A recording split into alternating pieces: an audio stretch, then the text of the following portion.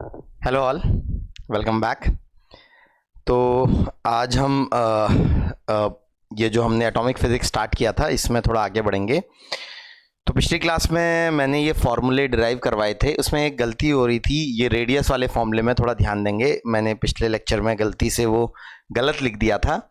तो रेडियस का फॉर्मूला होता है 0.529 into N square upon Z in angstrom. मतलब एंगस्ट्रॉम में गलती से मैंने N square upon Z square लिख दिया था, तो एन स्क्वायर अपॉन जेड होता है वो, और बाकी सब ठीक था। तो वेलोसिटी इन nth ऑर्बिट का फॉर्मूला, रेडियस इन nth ऑर्बिट का फॉर्मूला, टोटल एनर्जी का फॉर्मूला, लैम्डा का formula, wavelength of light emitted between two transitions. तो इनका ये फॉर्मूले सबसे ज़्यादा इंपॉर्टेंट फॉर्मूले जो कि जिन पर इस चैप्टर में बहुत क्वेश्चन पूछे जाएंगे। ठीक है, तो ये बाय हार्ट याद होने चाहिए आपको, इसमें कोई भी मतलब कंफ्यूजन नहीं होना चाहिए। इनका डेरिवेशन भी इंपॉर्टेंट है। डेरिवेशन में हमने अब याद हो अगर ये कूलॉम्स लॉ के साथ न्यूटन्स लॉ लगाया था सेंट्रीपिटल डायरेक्शन में, और एक और दूसरी चीज थी जो हमने Bohr's quantization rule of angular momentum use किया था। तो ये दो चीजें यूज की थी हमने, और उनके बेसिस पे ये फॉर्मूले हमने ड्राइव किए थे। तो इसमें सीपीएस अगर देखेंगे तो सीपीएस स्टार्ट करेंगे। जैसे पहला क्वेश्चन है कैलकुलेट द वेवलेंथ। ज़्यादातर क्वेश्चन कर सकते हैं इसमें, मेजॉरिटी क्वेश्चन सारे अभी तक क्वेश्चन नंबर 7 तक मैंने बोला था आपको करने को। तो ज़रा मैं सॉल्विंग स्टार्ट कर रहा हूँ क्वेश्चन नंबर 1 से। तो calculate the wavelength and the frequency of H beta line of Balmer series. तो पहली बात, what is the meaning of H beta? तो H मतलब हाइड्रोजन, बीटा मतलब second, alpha is first, beta is second. H beta line of Balmer series. Barmer मतलब n is equal to 2 में transition. तो alpha line होती बार्मर सीरीज की 3 से 2 का ट्रांजिशन, बीटा लाइन होगी बार्मर सीरीज की 4 से 2 का ट्रांजिशन। तो that will be the beta H beta, मतलब beta line of Balmer series of hydrogen. तो इसकी अगर हमें वेवलेंथ पता लगानी है तो ये वाला फॉर्मूला हम स्ट्रेट अवे यूज करेंगे।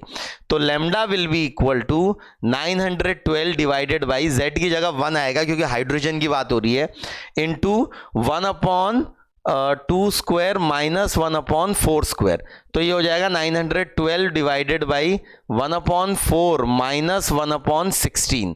तो ये हो जाएगा 912 इंटू 16 डिवाइडेड बाई 16 माइनस 4 नहीं 4 3। तो ये आ जाएगा 912 इंटू हाँ 16 एलसीएम लिया, हाँ 4 माइनस 1 3। तो 912 into 16 by 3।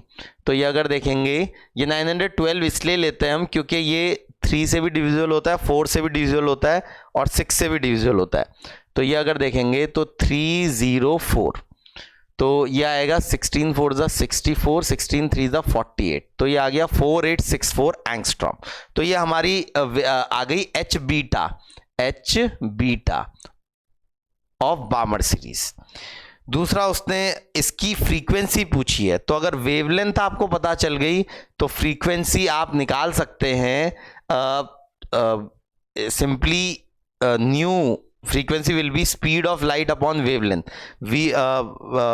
Velocity of wave is speed into wavelength, तो frequency will be speed upon wavelength। तो ये हो जाएगा 3 into 10 की पावर 8 डिवाइडेड बाई 4864 इंटू 10 की पावर माइनस 10। तो ये ऊपर जाएगा न्यूमरेटर में, तो ये आ जाएगा 3 इंटू 10 की पावर 18 डिवाइडेड बाई 4864।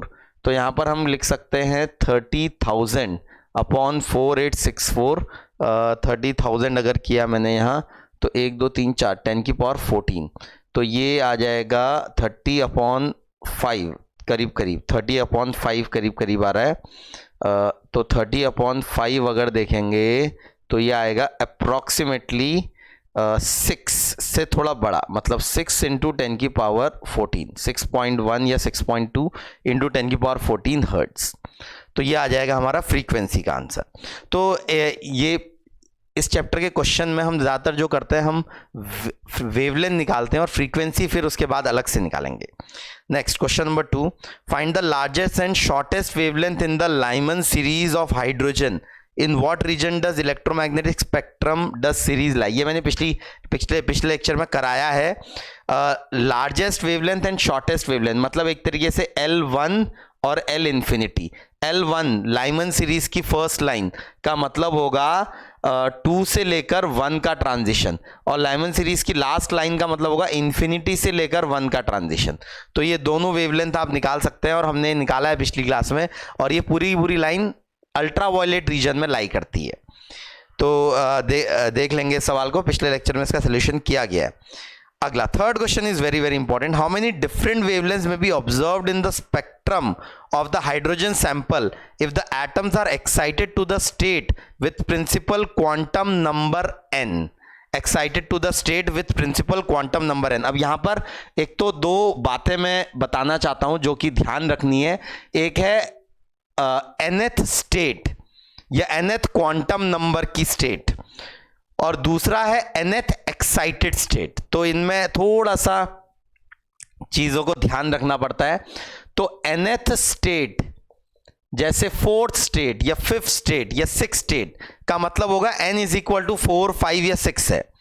और दूसरी बात है nth एक्साइटेड स्टेट, इसमें बहुत बार गलती होती है, इसलिए मैं इतना ज्यादा इस पर जोर दे रहा हूं।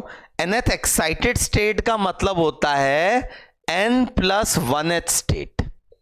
nth एक्साइटेड स्टेट का मतलब होता है n+1th स्टेट। ये बात का ध्यान रखेंगे।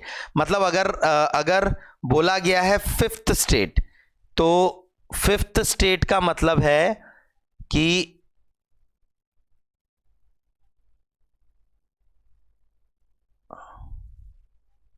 हाँ, तो अगर बोला गया है फिफ्थ स्टेट, तो फिफ्थ स्टेट का मतलब है कि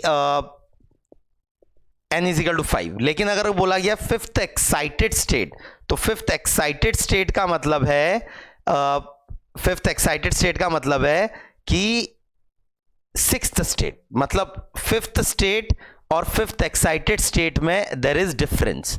तो ये बात का ध्यान रखेंगे कि एक्साइटेड स्टेट और इसका मीनिंग क्या होता है, फिफ्थ स्टेट और फिफ्थ एक्साइटेड स्टेट। तो nth एक्साइटेड स्टेट का मतलब होता है n+1th स्टेट। तो इस बात को थोड़ा सा ध्यान में रखेंगे, क्वेश्चंस में आ सकता है। अब जैसे क्वेश्चन नंबर 3 देखेंगे, how many different wavelengths may be observed in the spectrum from a hydrogen sample if the atoms are excited to state with principal quantum number n। तो अगर nth स्टेट तक excited हैं तो कितने different wavelengths observe की जा सकती हैं जब वो नीचे जंप करेगा। मतलब जैसे यहां मेरे इलेक्ट्रॉन्स हैं, ये nth एक्साइटेड स्टेट में मेरे इलेक्ट्रॉन्स हैं, तो हमने क्या किया है, उनको गर्म किया है, एनर्जी प्रोवाइड की है, तो वो nth एक्साइटेड स्टेट में जंप कर गए इलेक्ट्रॉन। अब वो बोला जा रहा है कि कितने different type of wavelengths emit होंगी, कितनी डिफरेंट वेवलेंथ्स एमिट होंगी जब ये nth एक्साइटेड, ये nth स्टेट से नीचे जंप करेंगे, मतलब लोअर एनर्जी में जब जाएंगे। तो अब जैसे अगर सबके सब for example n is equal to 2 में होते, तो एक सिंगल वेवलेंथ ही एमिट होगी उस केस में, क्योंकि फिर उस केस में केवल एक ही केस पॉसिबल है, 2 से 1 का ट्रांजिशन। अगर n इज इक्वल टू 3 पे होते फॉर एग्जाम्पल, तो फिर 3 से 2 का ट्रांजिशन, 3 से 1 का ट्रांजिशन और 2 से 1 का ट्रांजिशन, ये तीनों ट्रांजिशन पॉसिबल हो पाते, क्योंकि जो 3 से 2 में जाता फिर वो 2 से 1 में भी जाएगा। तो ये तीनों ट्रांजिशन से 3 अलग अलग वेवलेंथ एमिट होंगी। अगर n इक्वल टू 4 में होता तो पॉसिबिलिटी होती 4 से 3 का ट्रांजिशन, 4 से 2 का ट्रांजिशन, 4 से 1 का ट्रांजिशन। फिर जो 3 में आए हैं वो 3 से 2 और 3 से 1, और जो 2 में आए हैं वो 2 से 1। तो उस केस में टोटल ट्रांजिशन आप काउंट करते तो 1 2 3 4 5 6। अब यहां है जैसे n इज इक्वल टू 5 में है फॉर एग्जाम्पल, तो फिर 5 से 4 का ट्रांजिशन, 5 से 3, 5 से 2, 5 से 1, 4 से 3, 4 से 2, 4 से 1, 3 से 2, 3 से 1, 2 से 1। तो ये होते। तो ये जो अगर मैथमेटिक्स की भाषा में अगर इसको देखें, पीएनसी जिन्होंने पढ़ी है तो वो अप्रिशिएट कर सकते हैं इस बात को कि मैं क्या बोलना चाह रहा हूं। तो पीएनसी की लैंग्वेज में ये हो जाएगा कि यहाँ हमारे पास n डिफरेंट एक तरीके से ऑब्जेक्ट्स हैं और उन n ऑब्जेक्ट्स में हमें एक बार में 2 का सिलेक्शन करना है। तो ये तरीका होता है NC2 ये कॉम्बिनेशन बोला जाता है। अगर वैसे जिनको मैथमेटिक्स नहीं आती है कॉम्बिनेशन, तो सीधे ध्यान रखेंगे NC2 की वैल्यू होती है n इंटू n माइनस 1/2। तो ये फॉर्मूला याद रखेंगे, मतलब अगर nth स्टेट में मेरे इलेक्ट्रॉन्स गए हैं, तो nth स्टेट में अगर इलेक्ट्रॉन्स गए हैं तो nth स्टेट से नीचे आने में उनको जो टाइम लगेगा, जो नंबर ऑफ डिफरेंट वेवलेंथ्स वो एमिट करेंगे वो n इंटू n माइनस 1/2 होगा। जैसे यहां पर आप देखें n को 4 डालेंगे तो 4 इंटू 3/2, तो ये आ जाएगा कितना 6। अगर n को आप डालेंगे n को अगर डालेंगे 5 for example, n equal to 4 में 6 ही एमिट हो रहे हैं ना, 1 2 3 4 5 6। अब n को 5 डालेंगे तो 5C2, तो 5C2 हो जाएगा 5 इंटू 4/2, तो ये आ जाएगा 10। मतलब n इक्वल टू 5 पे अगर एक्साइटेड हैं तो वहां से नीचे जंप करने में 10 डिफरेंट टाइप के फोटॉन्स एमिट होंगे, 10 डिफरेंट वेवलेंथ्स एमिट होंगी। नेक्स्ट आगे बढ़ेंगे, अगला है question number 4। Find the wavelength of radiation required to excite the electron from Li+2 from the first to the third Bohr orbit। तो वेवलेंथ ये lambda निकालनी है हमको, फिर से सीधे लैम्डा वाले फॉर्मूले पे आएंगे बेटा, और मतलब जो इंटरमीडिएट फॉर्मूले हैं उनको ना यूज करके सीधे याला जो ये लैम्डा जिसमें न्यूमरेटर में है वो एक 1/λ वाला फॉर्मूला भी है कि 1/λ is r into 1/r² into 1/n1² minus 1/n2², लेकिन उसका ये वाला फॉर्मूला आपको सीधे आंसर देगा, इसलिए याले फॉर्मूले पे आएंगे। Li+2 है तो हाइड्रोजन हीलियम लिथियम में Z की वैल्यू होती है 3, तो ये अगर देखेंगे तो लैम्डा की वैल्यू हो जाएगी 912 डिवाइडेड बाई 3 का स्क्वायर हो जाएगा 9। अब उसने पूछा है from first to third Bohr orbit, first और थर्ड के बीच का वेवलेंथ क्या एमिट होगा, तो n1 की जगह 1 और n2 की जगह 3, तो 1/1² माइनस 1/3², तो ये हो जाएगा 912/9 इंटू 1 माइनस 1/9, तो ये 9 आएगा और 8 आएगा, तो 9 से 9 कैंसिल हुआ तो ये आएगा 912/8, तो ये आएगा 9 1 जा 9 सॉरी 8 8 1 जा 8 1 1 1 जा 8 फिर 3 2 4 जा, तो 114 एंगस्ट्रॉम, 114 एंगस्ट्रॉम, तो इतना एमिट होगा, इतनी वेवलेंथ एमिट होगी। तो यहां पर ये आंसर आ रहा है 114 एंगस्ट्रॉम। इसका बी वाला part, how many spectral lines are observed in the emission spectrum of the above excited system. तो ये 1 से 3 में गया है, 1 से 3 में जंप किए हैं इलेक्ट्रॉन्स, तो 1 से 3 में अगर इलेक्ट्रॉन जंप किए, इसके बाद जो एमिशन स्पेक्ट्रम निकलेगा उसमें कितनी लाइंस एमिट होंगी, तो 3 से नीचे जंप करने का जो पॉसिबल ट्रांजिशन है 3 से 2, 3 से 1 और 2 से 1, तो total number of different transition जो पॉसिबल है वो है 3। तो फिर इस केस में जो एमिट होंगे वो 3 डिफरेंट वेवलेंथ्स एमिट होंगी, तो आंसर होगा फोर्थ के बी पार्ट का आंसर होगा 3। Next question number 5, find the kinetic energy and potential energy and total energy in the first and second orbit of hydrogen atom if the potential energy in the first orbit is taken to be 0। अच्छा question है, देखेंगे इस variety के question कभी कभी पूछे जाते हैं।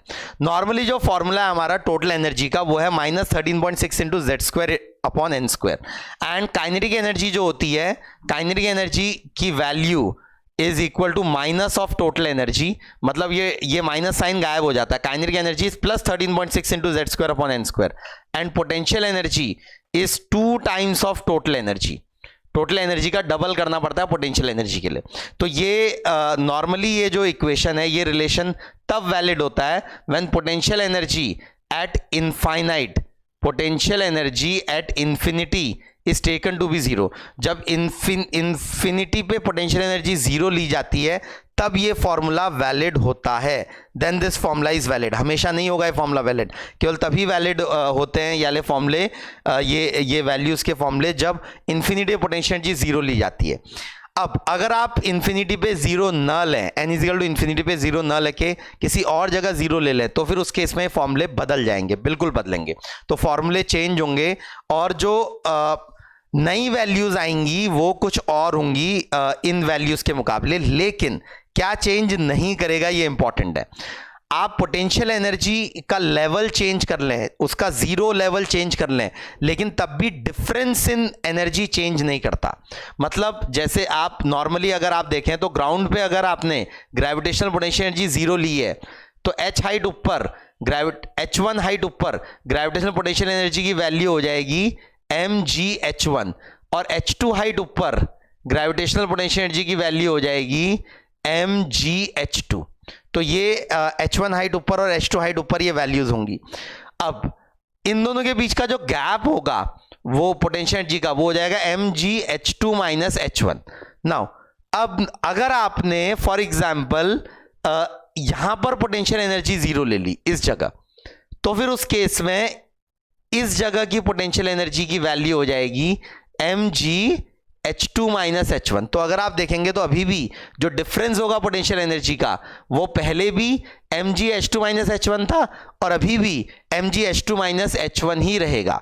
मतलब क्या चेंज नहीं करेगा, जो पोटेंशियल एनर्जी का गैप है वो चेंज नहीं करेगा। दूसरी बात रही काइनेटिक एनर्जी की वैल्यू तो डिपेंड करेगी नहीं पोटेंशियल एनर्जी आप कहां पे जीरो ले रहे हैं, क्योंकि काइनेटिक एनर्जी तो स्पीड पे डिपेंड करती है। तो स्पीड तो वही की वही रहेगी जो है 2.19 into 10⁶ into z/n nth orbit में। तो जो काइनेटिक एनर्जी की वैल्यू होगी वो चेंज नहीं करेगी, लेकिन पोटेंशियल एनर्जी की वैल्यू एंड टोटल एनर्जी की वैल्यू चेंज कर जाएगी। लेकिन difference between the two levels of potential energy वो चेंज नहीं करेगा, and difference between two levels of kinetic energy वो भी चेंज नहीं करेगा। तो यहां पर जैसे इस क्वेश्चन में find the kinetic energy and potential energy and total energy in the first and second Bohr orbit if the second orbit of hydrogen atom if potential energy in the first orbit is taken to be zero। तो हमने क्या है n is equal to 1 पे zero potential energy माना है, n is equal to 1 है, तो ये n is equal to 1 का जो लेवल है यहां पर हमने पोटेंशियल एनर्जी को जीरो एज्यूम किया है, ठीक है। तो ये यहां काइनेटिक एनर्जी की वैल्यू चेंज नहीं करेगी। काइनेटिक एनर्जी की वैल्यू जो थी पहले विच इज 13.6 इंटू z²/n², तो z की जगह 1 n की जगह 1, तो काइनेटिक एनर्जी अभी भी 13.6 इलेक्ट्रॉन वोल्ट होगी, क्योंकि स्पीड तो चेंज करेगी नहीं, मास चेंज करेगा नहीं, तो काइनेटिक एनर्जी की वैल्यू यही की यही रहेगी। Now n is equal to 2 देखें, अगर हम देखेंगे n इज इक्वल टू 2, तो यहां पर वो बोल रहा है कि यहां पर हमें पोटेंशियल एनर्जी की वैल्यू निकालनी है। अब यहां काइनेटिक एनर्जी की वैल्यू वही पुराना वाला फॉर्मूला यूज कर सकते हैं आप, मतलब प्लस 13.6 इंटू z²/n², तो ये हो जाएगा 13.6/4 विच इज 3.4 इलेक्ट्रॉन वोल्ट। तो काइनेटिक एनर्जी अभी भी 3.4 इलेक्ट्रॉन वोल्ट होगी। नाउ पोटेंशियल एनर्जी या टोटल एनर्जी, अब यहां टोटल एनर्जी फिलहाल है 13.6 इलेक्ट्रॉन वोल्ट।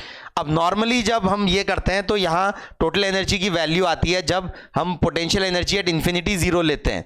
अगर हमने potential energy at infinity zero माना है तो फिर उस केस में यहाँ जो टोटल एनर्जी निकल के आती है वो निकल के आती है -13.6 इलेक्ट्रॉन वोल्ट।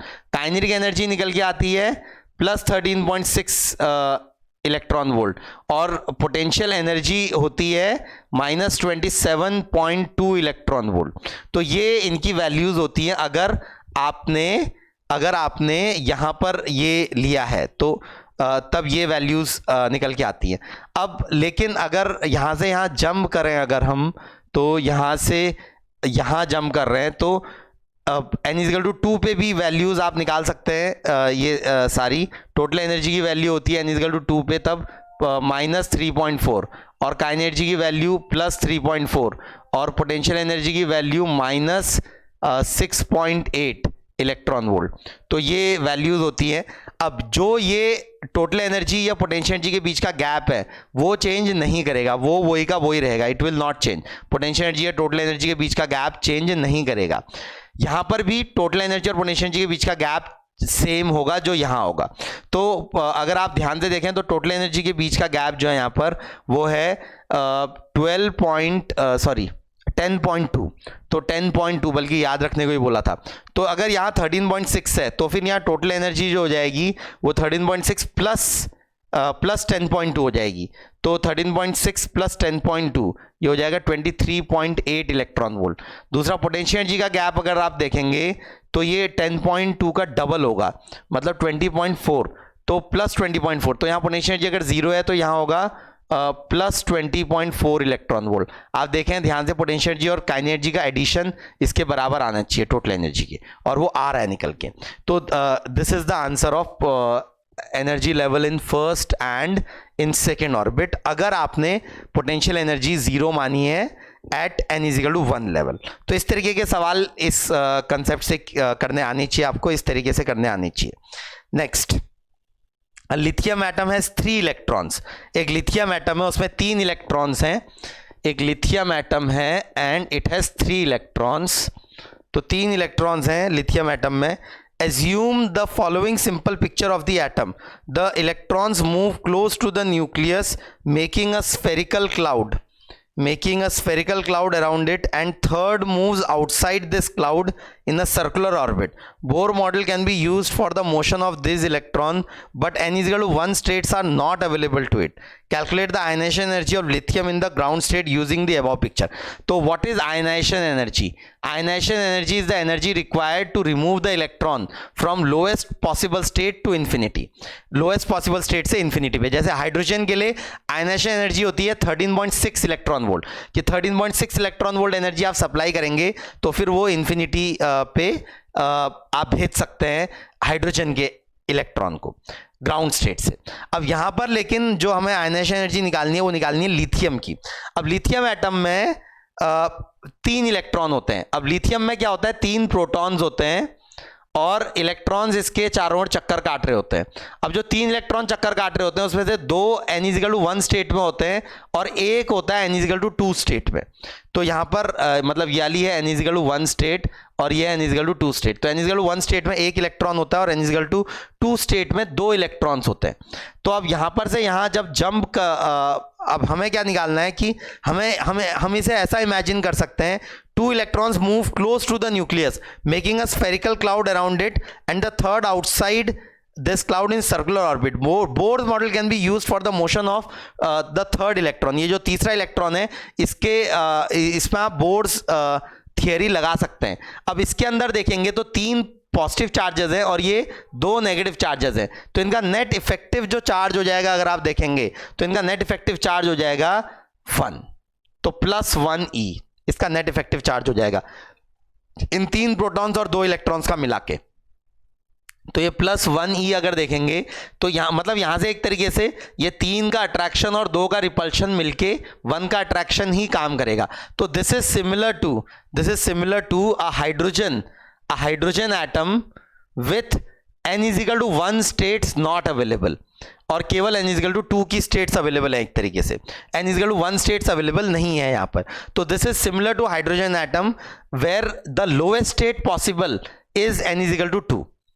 तो इसकी आयनाइजेशन एनर्जी अगर निकालनी होगी तो वो हो जाएगी एक तरीके से n is equal to 2 से इन्फिनिटी भेजने के लिए कितनी एनर्जी चाहिए। तो n is equal to 2 पे जो एनर्जी आ जाएगी वो आ जाएगी -3.4 इलेक्ट्रॉन वोल्ट। तो और n is equal to infinity पे एनर्जी हो जाएगी 0। तो 2 से इन्फिनिटी भेजने के लिए जो एनर्जी रिक्वायर्ड होगी it will be 3.4 electron volt. तो 3.4 इलेक्ट्रॉन वोल्ट की एनर्जी अगर आप देखेंगे तो इतना सप्लाई करेंगे तो ये लिथियम का ये इन्फिनिटी पे पहुंच जाएगा। तो इस तरीके से ये आप इसके आयनाइजेशन एनर्जी निकाल सकते हैं। नाउ क्वेश्चन नंबर 7 में हमें डायग्राम दिया हुआ है।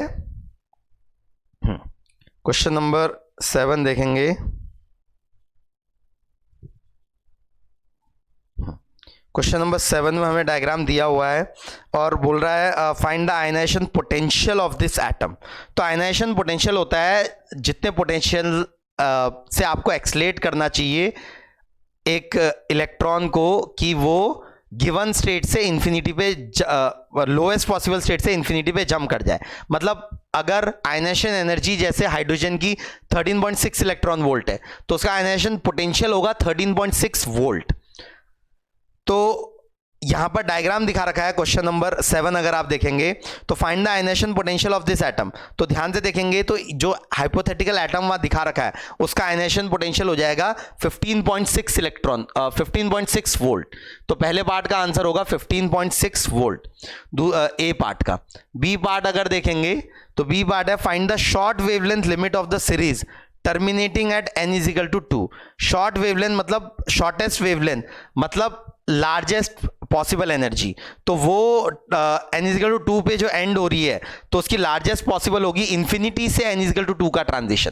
तो इन्फिनिटी से अगर n इज इक्वल टू 2 पे आएंगे, इन्फिनिटी से n इज इक्वल टू 2 पे आएंगे तो आपको 5.3 इलेक्ट्रॉन वोल्ट का फोटोन मिलेगा। तो उसका अगर एनर्जी बताना है तो हो जाएगा 12400 अपॉन 5.3। तो ये वेवलेंथ आएगा, सॉरी इतना एंगस्ट्रॉम आएगा। हाँ, वेवलेंथ लिमिट ही बतानी है हमें। तो ये हमने अगर याद हो आपको एनर्जी और वेवलेंथ के बीच का रिलेशनशिप हमने पहले पढ़ा हुआ है। तो 12400 अपॉन 5.3 एंगस्ट्रॉम ये कैलकुलेट कर सकते हैं। सी वाला part find the excitation potential for state n is equal to 3। Excitation potential का मतलब है 1 से 3 के बीच लोएस्ट से गिवन में ट्रांजिशन के लिए कितना पोटेंशियल रिक्वायर्ड है। तो हो जाएगा 15.6 माइनस 3.08। अगर आप देखेंगे तो 10 माइनस 8 2 5 माइनस ये आ जाएगा 5 और 2 और 1। तो इतना वोल्ट रिक्वायर्ड होगा। हाँ, अगला ठीक डी वाला find the wave number of the photon emitted for transition n is equal to 3 to n is equal to 1। तो 3 से 1 के ट्रांजिशन का वेव नंबर होता है 1 अपॉन लेमडा। तो एक तरीके से 1 अपॉन लेमडा निकालने को बोल रहा है तो हो जाएगा r इंटू नहीं सॉरी ये फॉर्मूला हम लगा नहीं सकते क्योंकि ये तो हाइड्रोजन एटम के लिए फॉर्मूला होता है। यहाँ पर आपको बेसिक कंसेप्ट से चलना पड़ेगा। 3 से 1 में जो एनर्जी का गैप है पहले वो निकालेंगे तो 15.6 माइनस 3.08 3 से 1 के बीच का। हाँ, तो ये 12.52 इलेक्ट्रॉन वोल्ट का गैप है। तो 12 तो इससे वेवलेंथ आ जाएगी 12400 अपॉन 12.52 एंगस्ट्रॉम। तो वेव नंबर 1 अपॉन लेमडा हो जाएगा 12.52 अपॉन 12400 इंटू 10 की पावर 10 मतलब 10 की पावर माइनस 10 उल्टा होगा 10 की पावर 10 तो पर मीटर। तो ये हमारा आंसर हो जाएगा। अगर ये देखेंगे 1 2 3 4 तो 10 की पावर 4 तो 10 की पावर 6 तो ये नहीं 10 की पावर 3 ही करते हैं तो 10 की पावर 7 तो ये करीब करीब कैंसिल हो रहा है। तो अप्रॉक्सीमेटली 10 की पावर 7 पर metre this will be the wave number. Next, what is the minimum energy that an electron will have after interacting with this atom in the ground state if the initial kinetic energy of the आइए अभी skip कर देंगे, मैं special lecture में कराऊंगा ये वाला सवाल। हाँ चलिए, तो इससे आगे बढ़ेंगे नेक्स्ट क्लास में। थियरी हम करेंगे नेक्स्ट क्लास में। तो आज का जो ये लेक्चर था ये मेनली प्रॉब्लम सॉल्विंग का लेक्चर था और कल के नेक्स्ट लेक्चर में थियरी जो आगे की थियरी है वो करना स्टार्ट करेंगे। क्वेश्चंस के थ्रू ही करेंगे ज़्यादातर, जो आगे क्वेश्चंस हैं दे आर इम्पॉर्टेंट। तो जो आज के लिए होमवर्क है तो वो कौन कौन सा है, अभी 8th 9th 10th, हाँ 8th 9th नहीं करेंगे अभी, 8th और 9th में कराऊंगा अलग से, वो थियरी का ही पार्ट है। 10th क्वेश्चन होमवर्क है, 11th भी नहीं करेंगे, वो थियरी का पार्ट है। 12th क्वेश्चन 13 14 15 16 17 18 19 20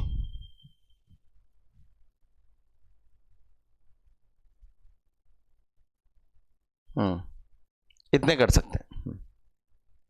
तो 10 12 10 फिर 12 से लेकर 20 तक इतने क्वेश्चन आप अटेम्प्ट कर सकते हैं। तो ये क्वेश्चंस करेंगे और नेक्स्ट क्लास में मैं सॉल्व कराऊंगा इनको, ठीक है। पहले इनको सॉल्व कराऊंगा, फिर जो हमारी थियरी है वो बची हुई थियरी करेंगे।